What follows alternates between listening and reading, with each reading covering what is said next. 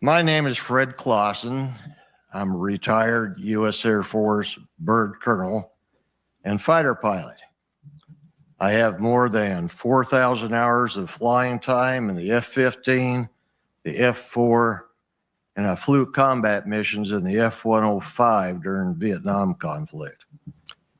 I was awarded the Distinguished Flying Cross twice and held a top secret SCI clearance. While flying the F-15, I intercepted a UFO. I took gun camera film, which was immediately confiscated. But that's another story for another time. Today, I am speaking on another matter, a matter that requires world attention. According to several Brazilian authorities, including Air Traffic Controller Marcos Freires, on or about the 20th of January, 1996, a U.S. Air Force cargo plane, most likely a C-17, took off from a base in the U.S. and it flew secretly into Brazilian airspace without flight clearance from Brazilian government, and it landed at Viracopos Airport in Campinas. While at Campinas, witnesses talked of it loading an unusual cargo, then departing to an unknown location in the United States.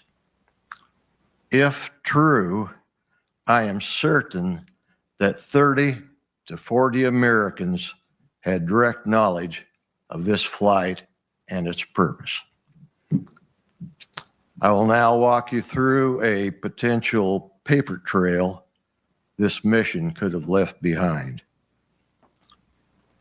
In order to secure a cargo plane, a specific protocol must be adhered to.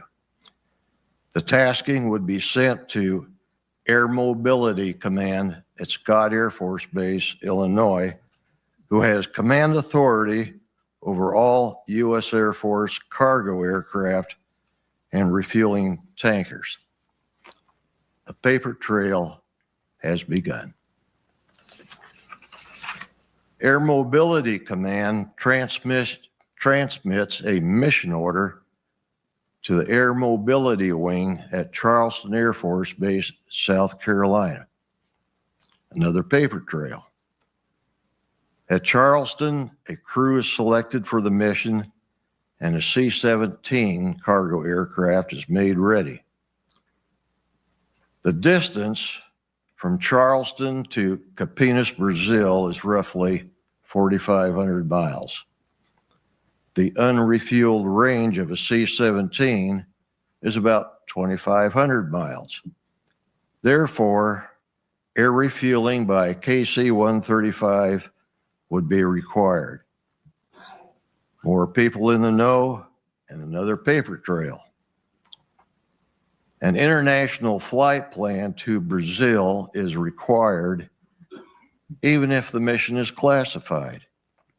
Paper trail. On board the C-17 is a minimum crew of a pilot, co-pilot, and loadmaster.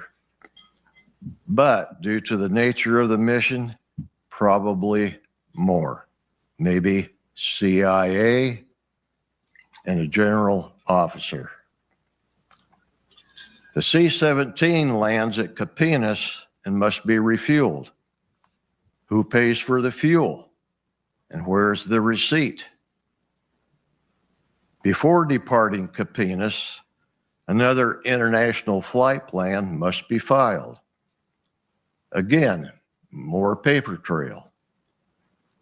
The C-17 flies back to the United States with tanker support and lands at an undisclosed location.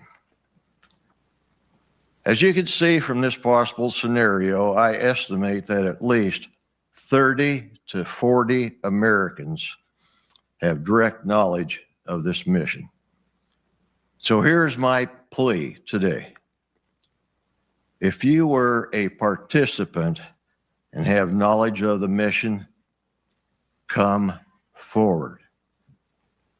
You are probably retired now, in your 70s, maybe a little older like me, and have languished for 30 years with this knowledge.